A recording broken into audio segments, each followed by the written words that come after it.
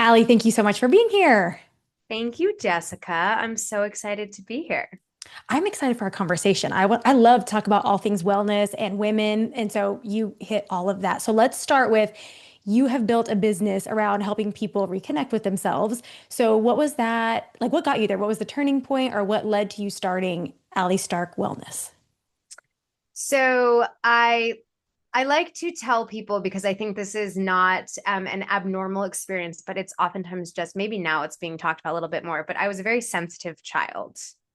And I was lucky to have parents, especially my mom was more oriented this way, Mhm. exposed me to a lot of holistic health related things and also yoga at a really young age. So I started teaching yoga when I was 14. I taught throughout high school. That's now 25 plus years ago. Okay, Um, not that we're going to compare, but what's your HRV? You've been teaching yoga since 14. I'm like, your heart rate variability is like a bazillion and nine. You're probably so grounded and just, I'm also a new yeah. mom, so Okay, there's that no, we're back at 13. Got it. Yeah, yeah, there's you're new elements that have been injected in. Life always keeps you on your toes, but uh-huh. so that was like my background was really in spirituality and nervous system regulation. Of course, these were not terms that I was using at that age, but that's really like the grounding in the background that I come from. And then in my early 20s, I dealt with some pretty complex autoimmune illnesses that were just really misdiagnosed. And I was living in San Francisco at the time. I was like running, doing 12 jobs, getting everywhere by bike. And I really felt like I needed to do something to heal myself. So I went back and I got a master's degree in integrative health in my early 20s. Mhm. And it had a health coaching certification that was built into it. So post graduation, I was a health coach. I mostly worked with naturopathic doctors, chiropractors, acupuncturists, and I supported their clients in the protocols that they wanted to be implemented. And I was really an expert in behavior change and nutrition, all things holistic health related. I then got bored, as I do. I like lots of inputs. My husband's always like, you love a lot of inputs, which I do. Uh-huh. Um, and I You're like also, multi-interested, yes, multifaceted, as I yes. like to call it. I need as much nature as I need arts and culture. Like I Yeah. need an intersectionality of lots of things. Yeah. I'm also happy to go to a basketball game. It's like I'm happy to do a lot of things. To me, it's like variety is the spice of life. There you go. Is Yeah. that how it is that it, or is it spice is the variety of no, variety is the Variety spice. is the spice of life. You got it. Yeah. Uh-huh. So I was just very aware of the fact that like health crises tend to happen because there's something that's really misaligned underneath. And so I got into life coaching at that time. So this is probably now I was like late 20s. This is about 15 years ago, a little bit less. And I was doing a lot of stuff on relationships and communication and values, etc. And at that time, my practice grew quite large. So I hired a team to support me. And then, of course, it evolved from there. I think that's just like when you work in one of these fields, the work that tends to meet you is where your transformation is at. Like that's just how it goes. Yep. Hmm. And so I generally now work with female founders of creative businesses. And I play multiple roles. I play coach, I play consultant, I play fractional chief of staff.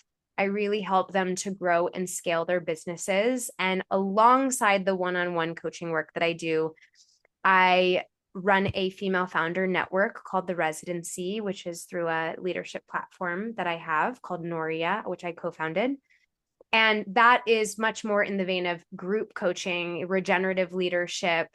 It's a network of 100 women that are really about the feminine economy, sharing information, generosity, and how do we support one another for this new era of work and leadership and integration of life. I mean, we're in like a wild moment in history. So that's It's a just little bit of the my understated background. sentence of the conversation thus far. Yes, that's my Yeah. background in a quick little nutshell. Yeah. Okay. Well, so you dropped a couple of phrases in there that I want to kind of double click on.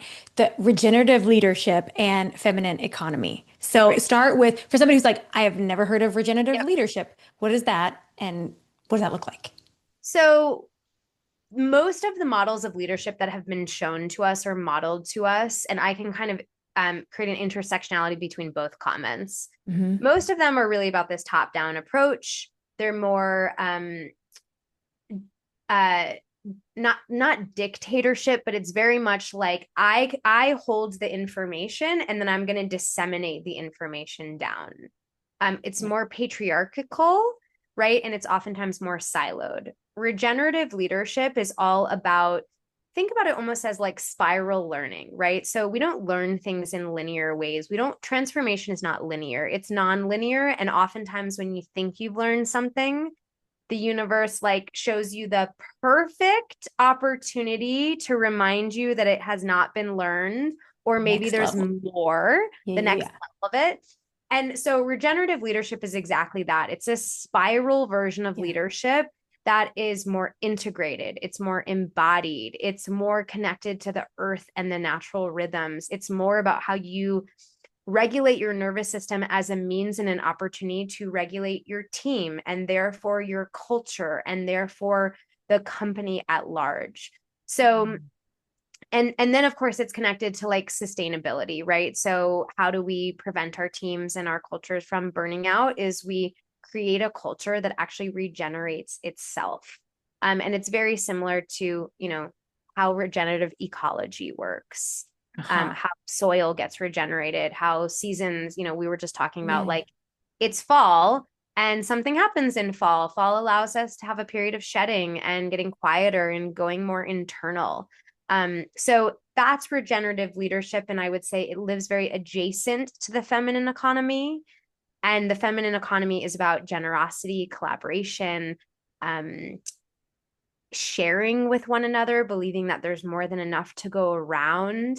It's not about over indexing on feminine energy. It's just really believing that a masculine economy that's about comparison and competition and scarcity and not enoughness.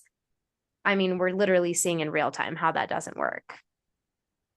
Yeah. Well, I'm glad you because I was like, I have been told recently, have been reminded that I need to be in my divine feminine energy a little bit more. I have all this, as an integrative wellness, I have all this right side body Yeah. pain.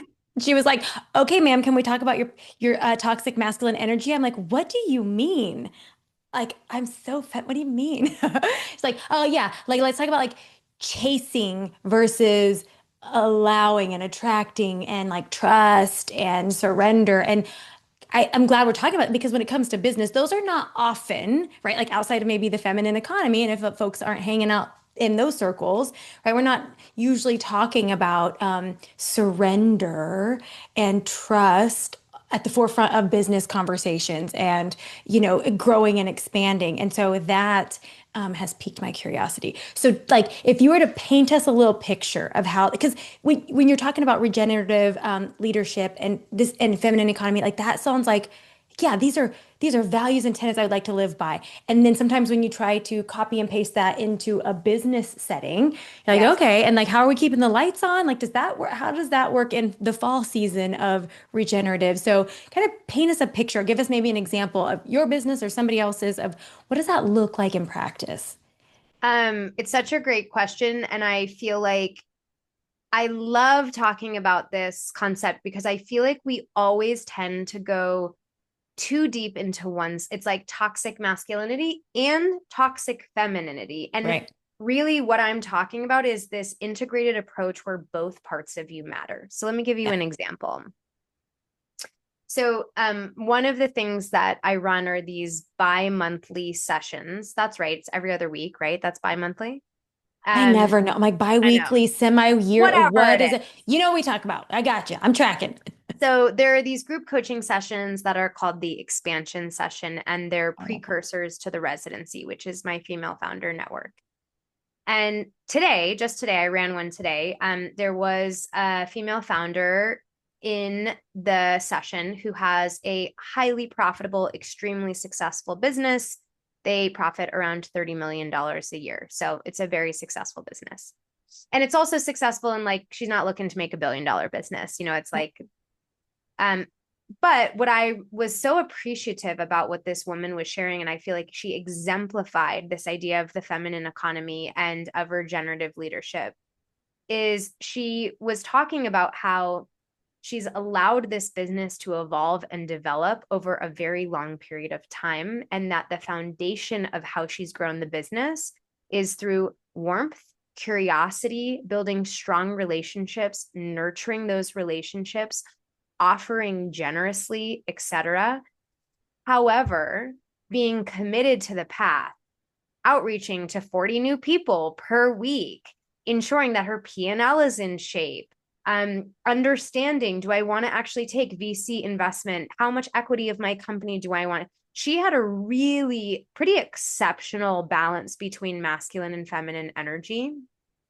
And I'll even share, one of the prompts that we were asking in this session is like, what's an inflection point that you're at and what are you needing more of or less of? And, she's 13 years into her business. There's a large team at this point in time. Obviously, it's extremely profitable. She owns, I think, like 90% of her business or more. And one of the things that she shared is like, anytime I'm in a season where I get really tired, right? Which normally when we kind of exhaust ourselves, it's because we've dipped too far into the feminine or the masculine.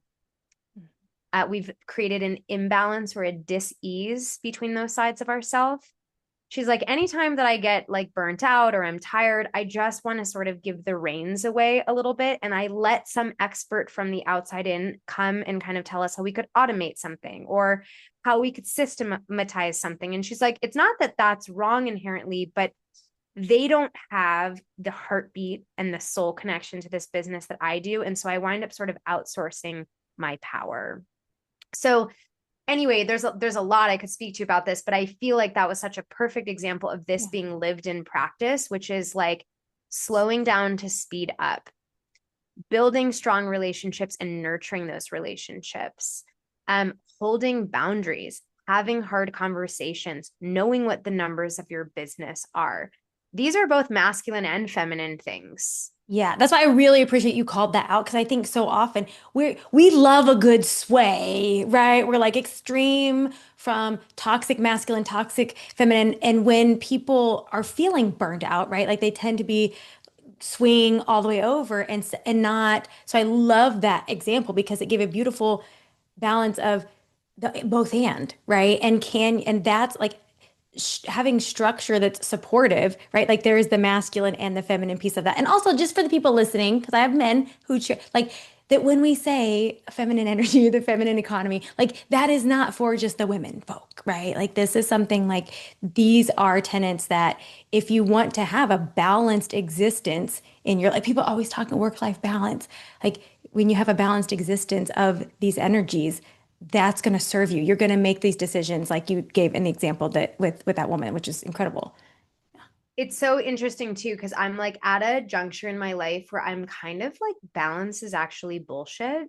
Uh-huh. And it's about integration. And and Yes. I'm thinking about, like I was just thinking about in my marriage, I actually think that I bring more like toxic masculinity into my marriage, and my Yeah. husband brings more of the feminine. And Yeah. we both like so much of our growth as a couple is like embodying more of what the other, like my husband is slow and intentional and he is a receiver of things.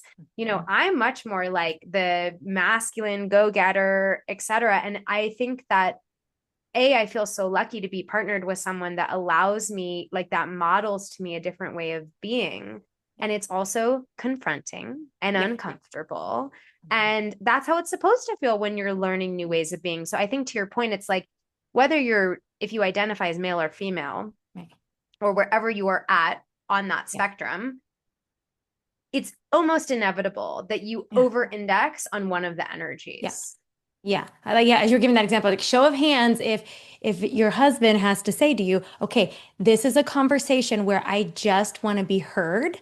We're not problem solving. Like, yes, sir. Okay, God, I can do this. We can do this. We can we can stay out of, we don't have to fix anything. Like I have to be really intentional about that and really check in like before we start. Okay, I want to hear you out and I just want to know what is it? Am I fixing this or are we just holding space? Got it. And I'm a licensed freaking therapist by trade. Like this, it knows toxic masculine doesn't discriminate, right? We can all jump into it.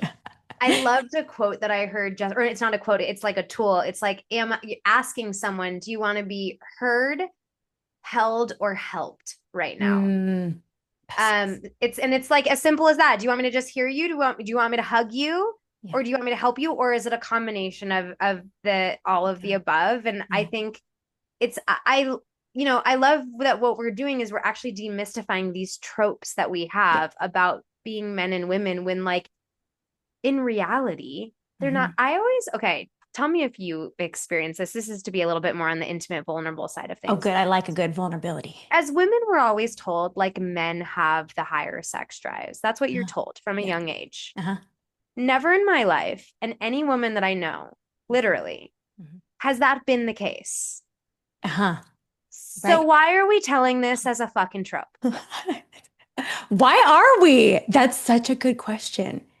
That's so fascinating, right? Because, well, and if we go there, like, I think also because that's the narrative, right? For those who, like, I think this might be a cyclical thing because if that's the narrative we're told, then those who are like, actually, I'm like, why is this happening only 4 times a week instead of 7? What do you mean? Right? Like, if for the women who are in that camp, you're like, well, everyone, all the other women don't have a sex drive. So clearly I must be, something's wrong with me. There's the shame. So the story continues because those who are like, I would like to have this all the time, every time, and I have to like talk my husband into it.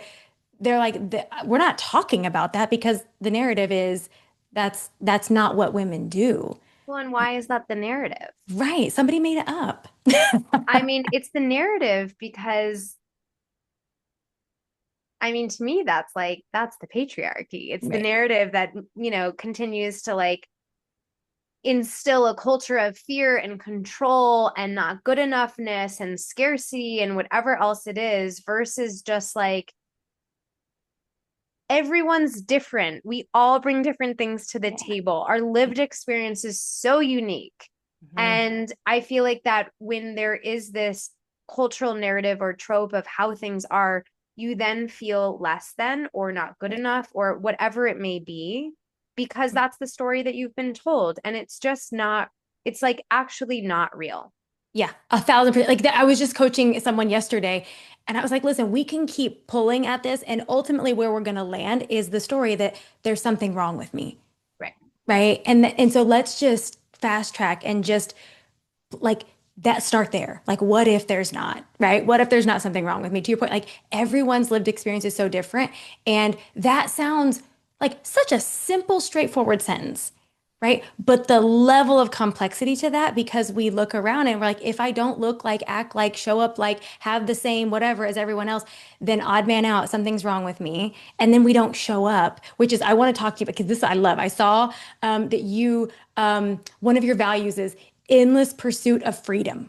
Right. You're Mm, like, what we're talking about here is the opposite of that, right? Like, we are not free to be, we are not free to do when we are constantly telling ourselves there's something wrong with me. We're just busy trying to be something that we're not. And so, as someone whose signature program is called the Freedom Formula, I was like, we have to talk about this. that. I Yeah, love that. right. So, tell me, like, let's start, like, what does freedom mean to you? One, and then how do you experience it and access it? We want to know everything. So, what does it mean to you? Such a nice question. Um, so freedom to me is, I think an easy access point is, freedom is that I have full agency over how I spend my time, who I spend my time with, um, how I get to experience life based off of that kind of agency. I've over time, all puns intended, started to realize that I actually don't think time is our most important resource. I think our energy is our most important resource, Mm, because if you have the time but you are exhausted, then what that time winds up looking like is you binge watching television, which I'm as guilty as any other person on the planet as doing that. But to me, freedom is that I have agency over how my energy gets spent.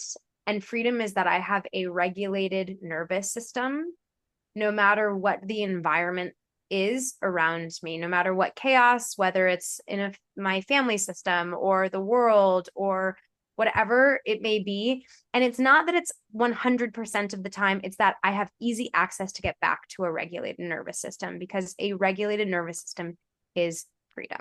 Yeah. Okay. Let's pause there for a second. Because I feel like it's like authenticity, vulnerability, nervous system. They're like kind of buzzwords in the zeitgeist these days, but for good reason, right? So, I mean, yeah, I want to like, high five and like get pom poms out for what you just said. Like a regulated nervous system. Like imagine, like, because what you're saying is whatever is happening around you, I get to be in control of my safety, right? Like a regulated nervous system is cueing to your whole ecosystem that there is safety. And when we are safe, we have so much more choice, right? We have so much more agency, so much more freedom, so much more empowerment.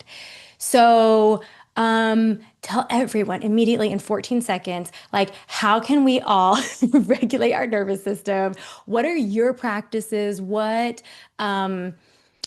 because there's so many, right? And so is there something that you're like, have you found that there's a nice balance or like a trick? Because I don't know. Do I have to Like, do it in 14 seconds? no, I just wanted to just like make, because it's so easy. I was being a little tongue in cheek, like, let's just do this because again, that's that toxic masculine. I'm like, immediately, Allie, tell me how I can do this.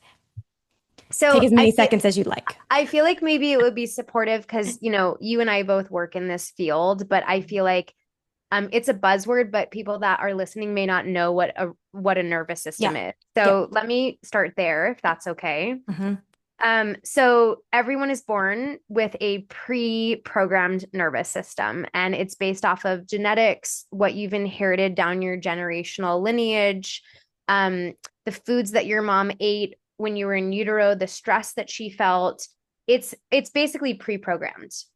Now, and then it's, kind of like doubled down on based off of what you experience in really early childhood when you're having your attachment system being formulated. So, trauma or lack thereof that's experienced in your family, the foods you eat, the environment that you're surrounded in, what's happening in culture. Like, were you born into an area that's like war stricken, right? That's going to impact your nervous system. Sure.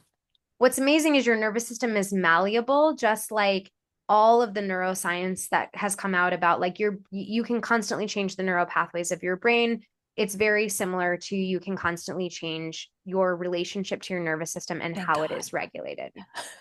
And our nervous systems generally are regulated, or sorry, dysregulated. It shows up dysregulation in four different ways. So fight, flight, fight, fight. Wait, oh my God.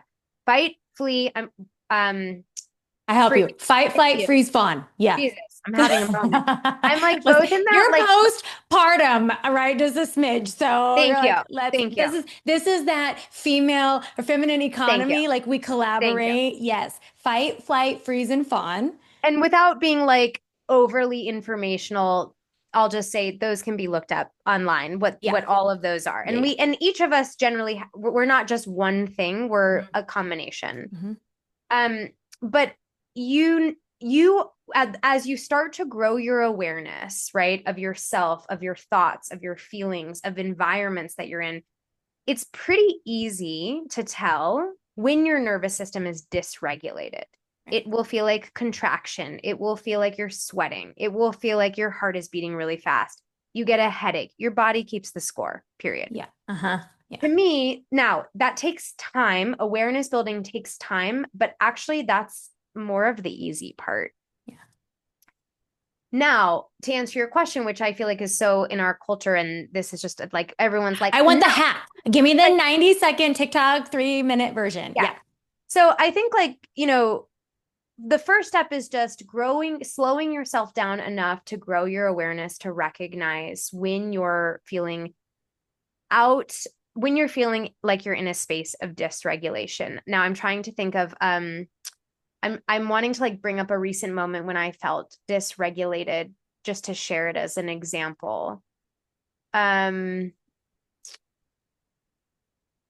it's funny. I'm like in this zone where I've had back to back like illness and travel, so I feel like my brain is like mushier to find. All right, I know something. This is a small example, but it's an interesting example.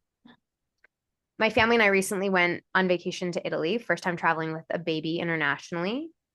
And I don't know about you, Jessica, but like when I go on vacation, like shit can come up for me. It's like all of a sudden I'm like thinking about money, or I'm like feeling like I'm not producing enough. It's like I don't romanticize vacation at all. I do know how to relax, but it's also like this endless space where you're like, you have the time to think about your shit.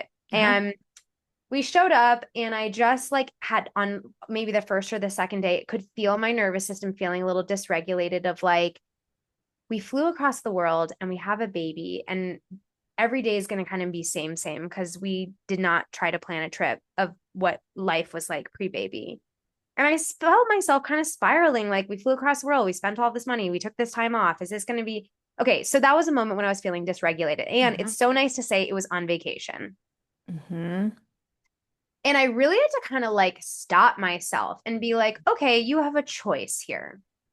You can let yourself get into this spiral of thinking, or pull yourself the fuck out of it and get really present with the experience that you're having, which is like, how lucky are you to go beach club hopping with your baby and your husband on repeat for 5 days or 6 days or whatever it was?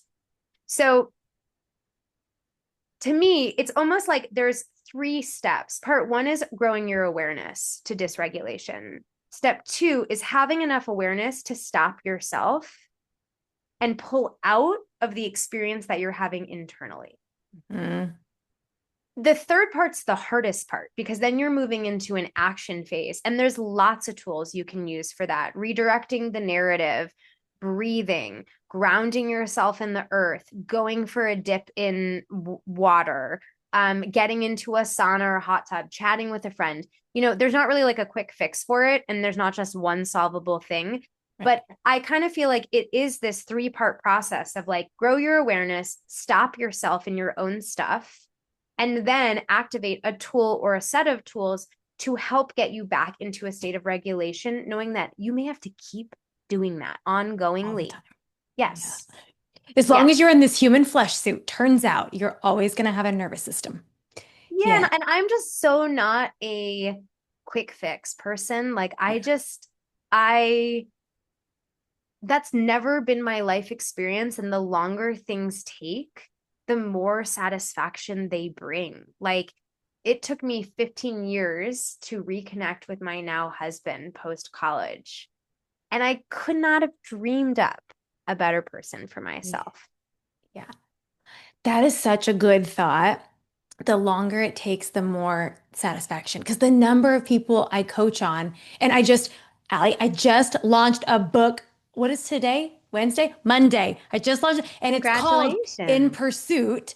So there's a whole section of it about being in pursuit of something you don't yet have, right? Like, Beautiful. Beautiful. right? How can you be in the not having in a way that does not feel I love that. totally dysregulated, totally unsatisfying? And so the number of times I'm coaching people on, like, yeah, it's hard to have a huge desire for something and not have it yet, right? Depending on the story you're telling yourself and how regulated your nervous system is, right? And there is another way, right? So that thought, like, because I'm a mindset coach, so I'm always looking for positive, these like powerful T's. That thought that the longer it takes, the more satisfying. Like, I'm like, check in with your body, friends. If you are listening along, try on that thought and just see how that feels in your body. The longer it takes, the more satisfaction. That's a great thought. Well, Yeah. and I'm curious, like for you, I mean, instant gratification is exactly that. It's really fleeting Yeah. versus when you like grit, that there's grit, there's humility, there's discipline, there's discernment. Like when I activate all those parts of myself to get me where I want to go, which is never where I thought I was, it's like it's never, again, it's not linear. It's always better than what I could have imagined. Yeah. Yeah. That's the truth. When I let go of the control and I let it take its time and I let the magical intersectionality or the constellation of my life do its thing, Mm. the gifts that I receive are so much better than I could have ever envisioned them to be. Yeah. Ooh, there's that dang allow, trust, knowing. Can we be in that energy and open to the possibility that this could be so much bigger than I thought? Like, it could be so much better than I ever could imagine.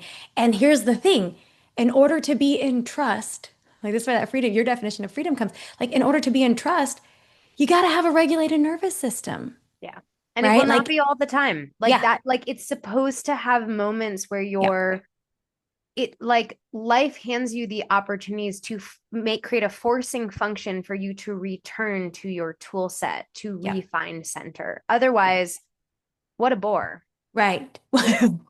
Yeah. So many, I'm having so many thoughts come up. One is the fact that my trip to Italy, the most dysregulated I have ever been in my entire life that I can recall was that freaking trip to Italy. Oh my gosh. So, but and I do remember a moment on the way back when we were spending the night in a really gross hotel because we had another missed flight. Thank you, British Airways, if you're listening.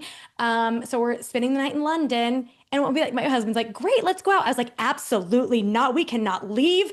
I mean, there might be, I think there might be blood stains. I don't know, but we cannot leave this bedroom. I was so dysregulated, could not sleep. But here's exactly those steps that you pulled out. I was like, one, the awareness. I was like, I know that I'm dysregulated. And then that second piece that you're talking about is like when you have that like awareness of the thing, I could say, I know I'm dysregulated and I know I am going to see this differently on the other side. Like I know, but you have to be present to the practice so that you can have the experiential knowing that the story my brain is telling right now is not neutral. It's not factual. It is clouded, and I will have a very different experience of it on the other side of this anxiety, on the other side of this dysregulation. So instead of trying to problem solve, because this is where we spin out, we are in that dysregulated state and we are trying to fix it. Mhm. No, ma'am. Like, no, no, just immediately stop.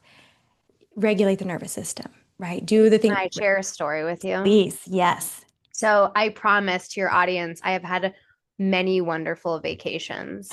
However, um, the most dysregulated I can remember myself being in the last maybe decade was on a trip to Portugal. This was like maybe three years ago now, where I got engaged.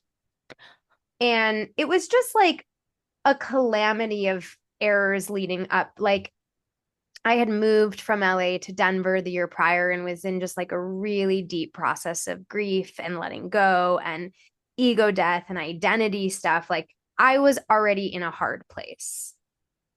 I had used work as a mask for that hard place because I'm good at my job and I like to be ambitious.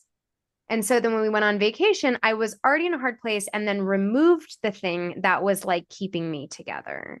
Mhm. And it was like, it was scary how dysregulated I was. I mean, like, I can now say it and I feel totally fine. But at the time, it was like I was having like, self-harming thoughts, which I probably hadn't had since I was a teenager. If I had ever, I definitely was having a moment where I was like, my mental health is scaring me right now.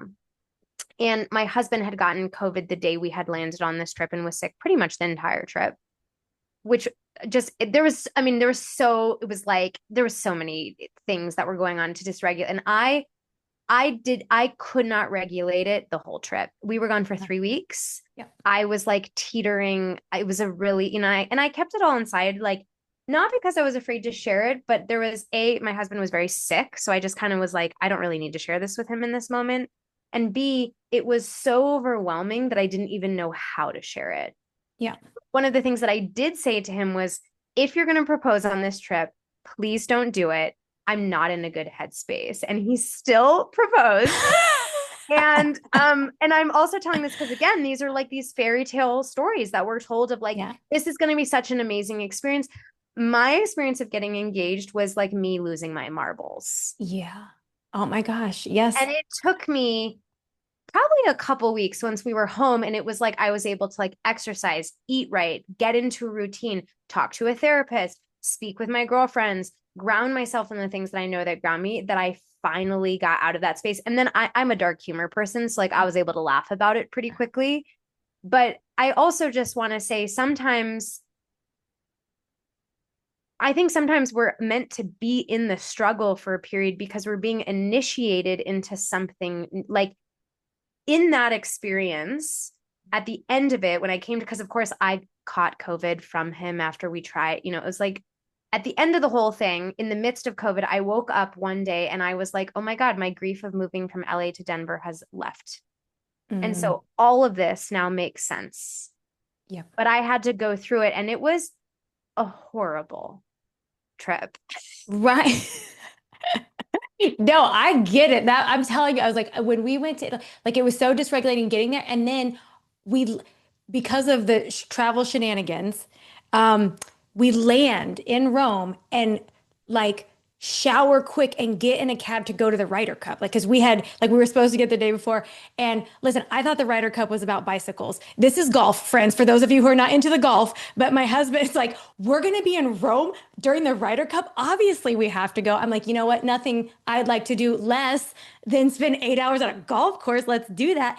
On the way there, like, if you've been to Italy, if you've been like the wild driving, you are like, oh, it's insane. And we're like, comment in the cab drive, like, no, no, no, everyone knows what they're doing. On the way out to the golf course, right in front of us, somebody had slammed into a truck, or not a truck, a tree. So sorry if this is activating for anyone, but like we are literally seeing this guy's like, like hand as he's reaching out, like calling for his mom who's not there. And I'm like, my nervous system was like, absolutely not what is happening, like literal things.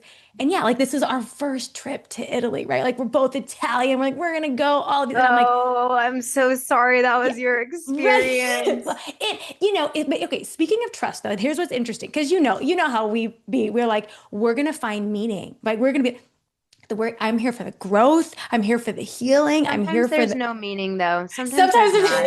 sometimes there's no meaning. But here's one thing I gleaned because I was so the whole time we had meant to go down the Amalfi Coast. We were gonna go to Naples just to get some pizza because eat, pray, love, like let's go. I'm like, absolutely not. Call and cancel everything that is in South Italy. I am not, I can't get in transportation. Like I was like, we will go to Florence and that'll be it. But one day in Rome, we went with a travel guide, travel leader. They don't call themselves not no tour leader because they don't call themselves tour guides. But it was a woman from the States. It was a woman who was close friends with my husband's director of operations. She spoke the language. She spoke English. She spoke Italian. She navigated the whole day. And it was so funny. I was like, I have never met Jenny, but in Jenny, we trust. I was like, will you be with me? I mean, this is like day. I'm like, but will you just spend the next 10 days with me? Because I feel so much trust. My nervous system was like, Jenny can do this. But I was like, I'm gonna need you to come to Florence with me. Like, what are you doing the next 48 hours Amazing. of your life?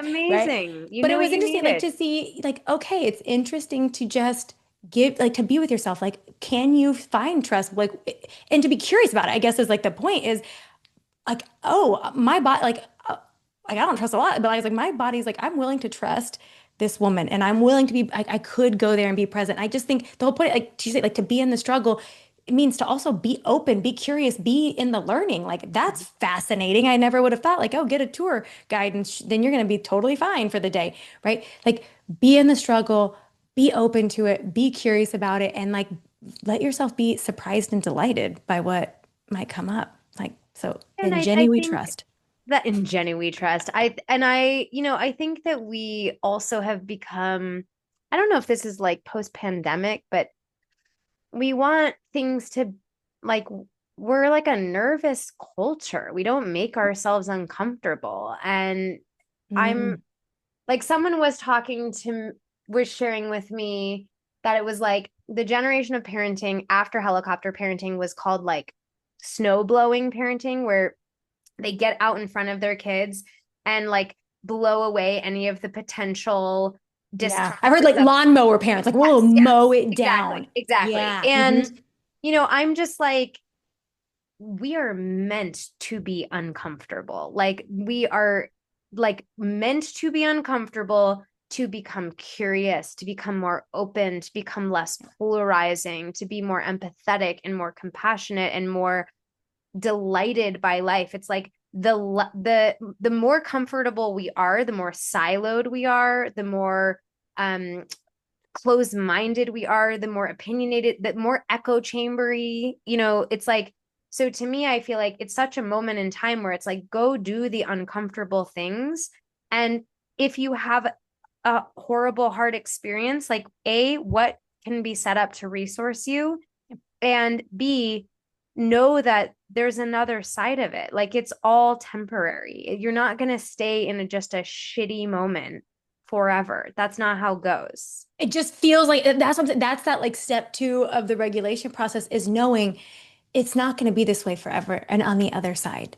And what I want to say about what you're hitting on, which is so important, like one of the concepts from my coaching certification, she talked about the primitive brain, like that the primitive brain is motivated. The motivational triad of the primitive brain is seek pleasure, avoid pain, and Mm, conserve energy. mm-hmm, Right? You're like, mm-hmm, yeah, but bro, it's not 750 BC, turns out still. Like it's 2025. The modern motivational triad is seek growth, embrace discomfort, mm, expend massive efforts wisely, right? Because I that's love that. right. So I will say, speaking of the book launch, on Monday, I like outed myself on the book launch.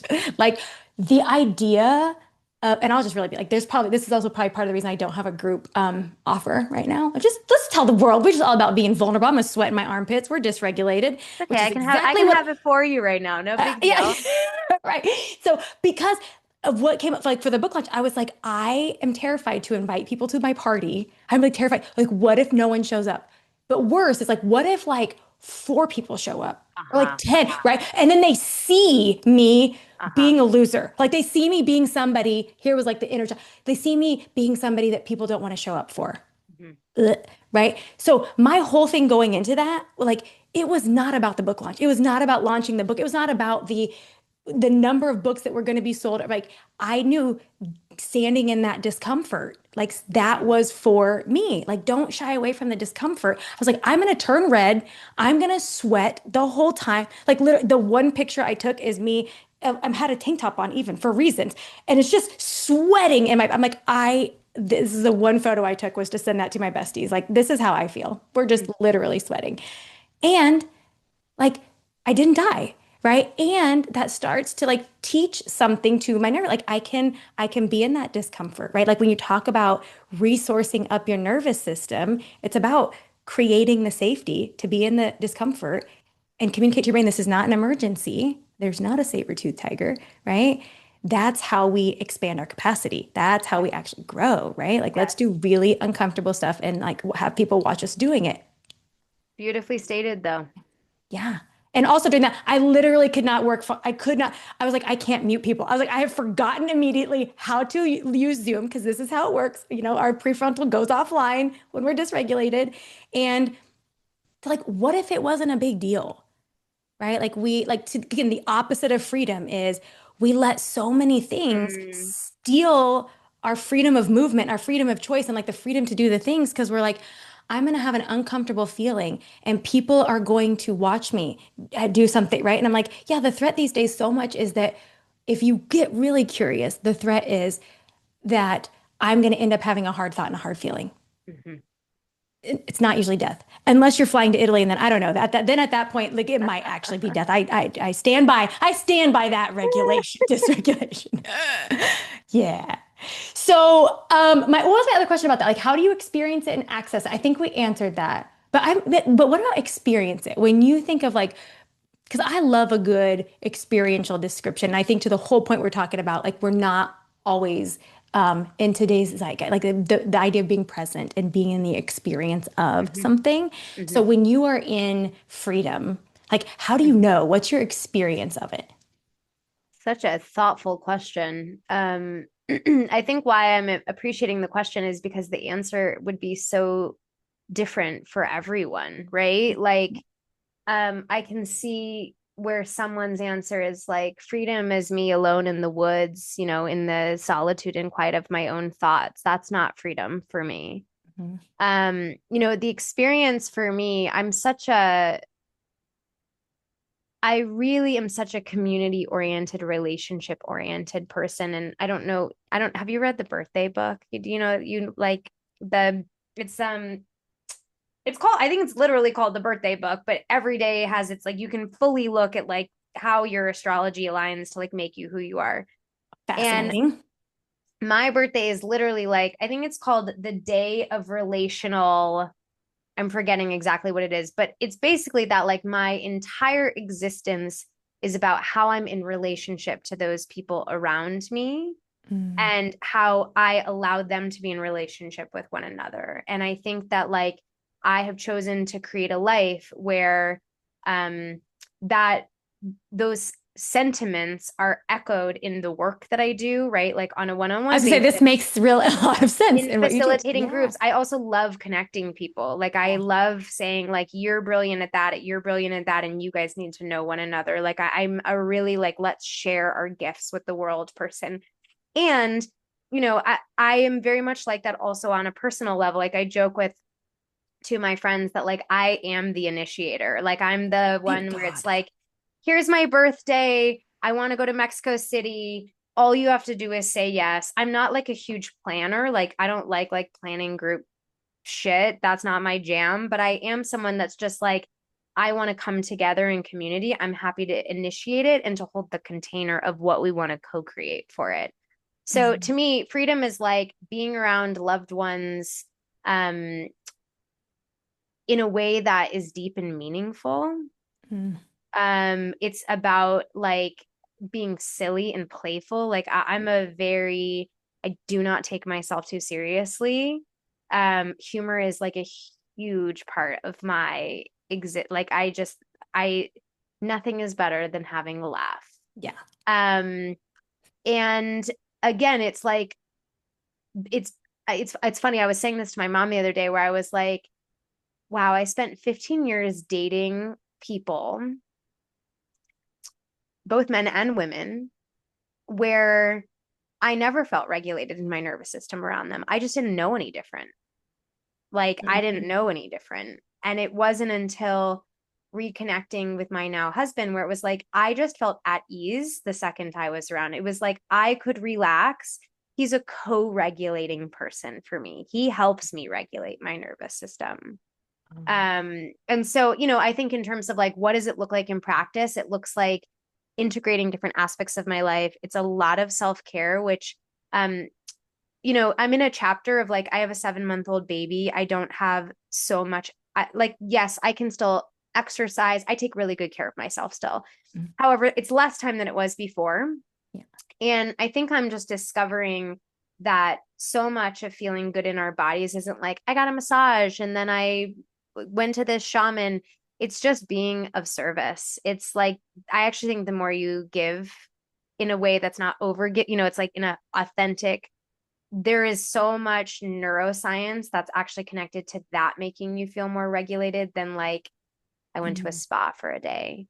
Um, Fascinating. so anyway, those are just a kind of like in lived practice. I think freedom looks like um authentic generosity, not over giving, but the right amount of giving, being in Yeah. loving relationship with people that I care about, that are worth me caring about, being kind, feeling sun on my skin, Mm. not staring at a computer all the time, slowing myself down. Um, and I can't do it on my own. Like I need systems of support and resources and therapists and like I need people to continue to remind me that like that's where my center lives.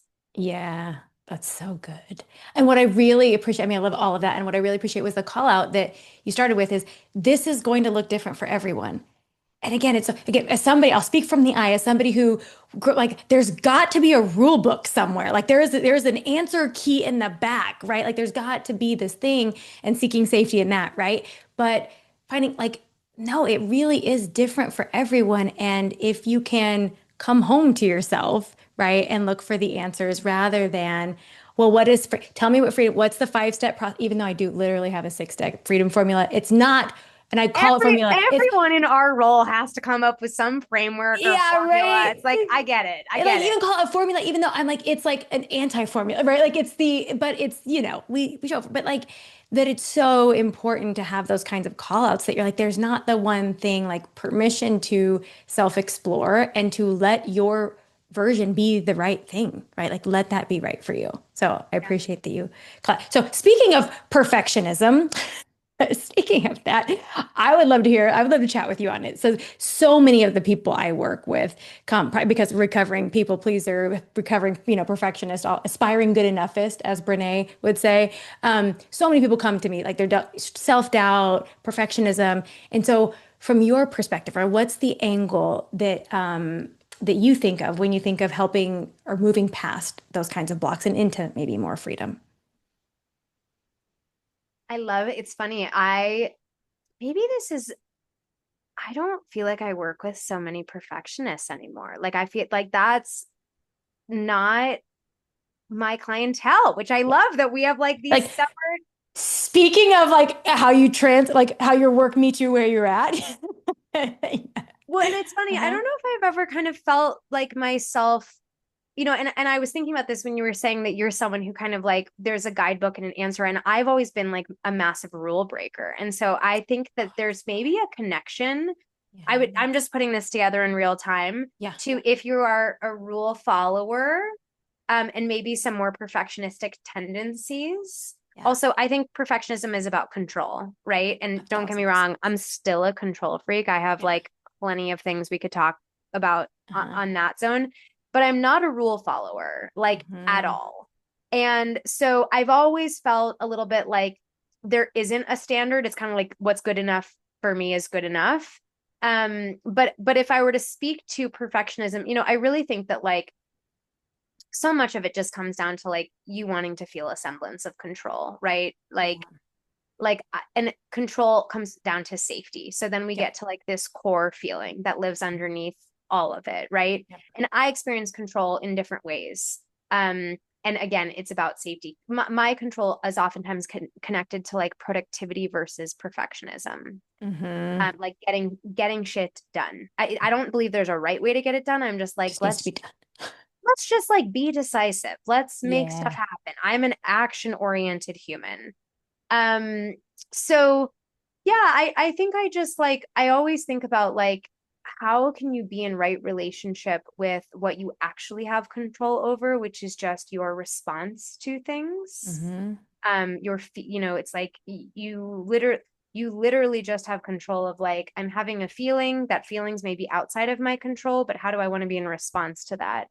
That person's outside of my control. How do I want to be in response to that? And, I think I'm like always going to kind of turn it back to like, then there's kindness that lives in that, whether it's self kindness and or kindness towards others. And I think it's really important to discern between being nice and being kind. And Yeah. kind is oftentimes very direct and sharp and hard to hear Yeah. and a hard conversation. So, I think sometimes it's even having hard conversations with ourselves, which is like, why do I think that the standard of this needs to be some insane, unbelievable, unrealistic caliber that like is making me sick?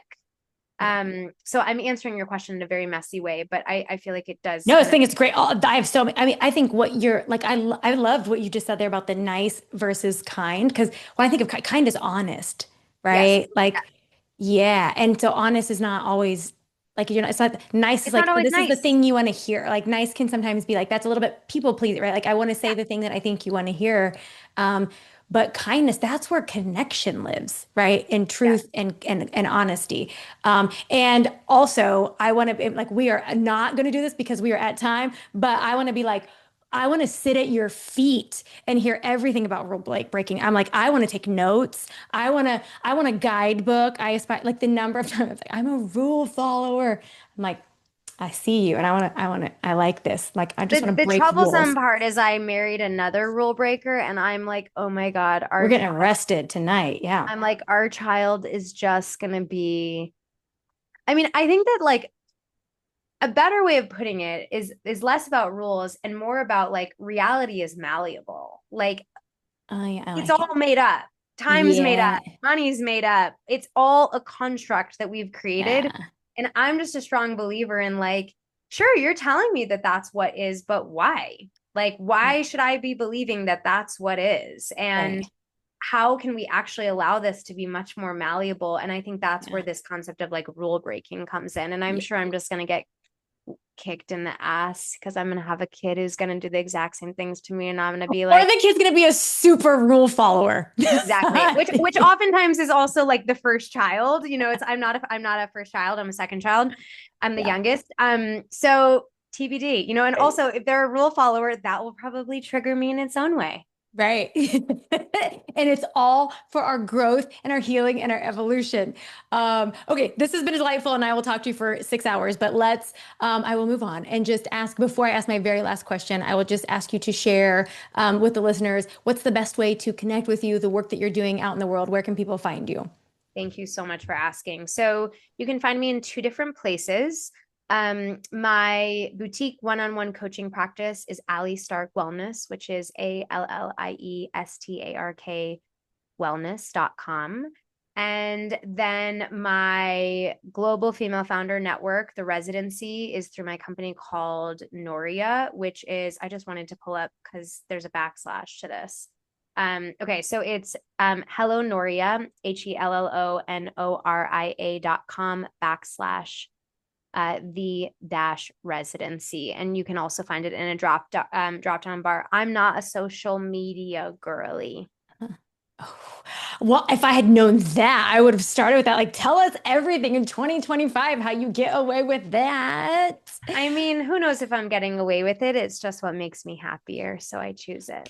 See, rule follower, not rule, the rule breaker. There it is. I like it. This is what, and also, I just underline that, friends. Like, this is about what makes me, like, literally the client before you. I was like, okay, I'm hearing all of the things, but could we just pause and ask yourself what your desire is? Like, what do you want? Right. And you're like, not to be on social media. Hat tip, ma'am. Okay, for the last question that I asked all my guests, which you may have already answered this, but I want to ask this here, is what does it mean to you to live an unblocked life? Mm.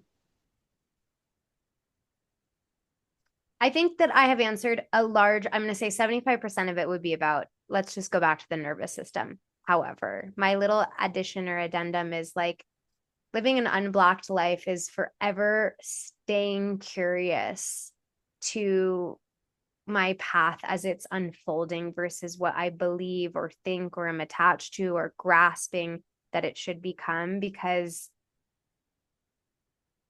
I just think life is like so mysterious and magical. And I think, again, it goes back to like an unblocked life is staying open to it, life showing me what's available to me that's so much better than anything that my tiny, minuscule brain could ever dream up. That's amazing. Mic drop moment. Thank you. Thank you for your time today, Allie. This has been Thanks, such a Jessica. delightful conversation. I appreciate you and your time. Thank you so much.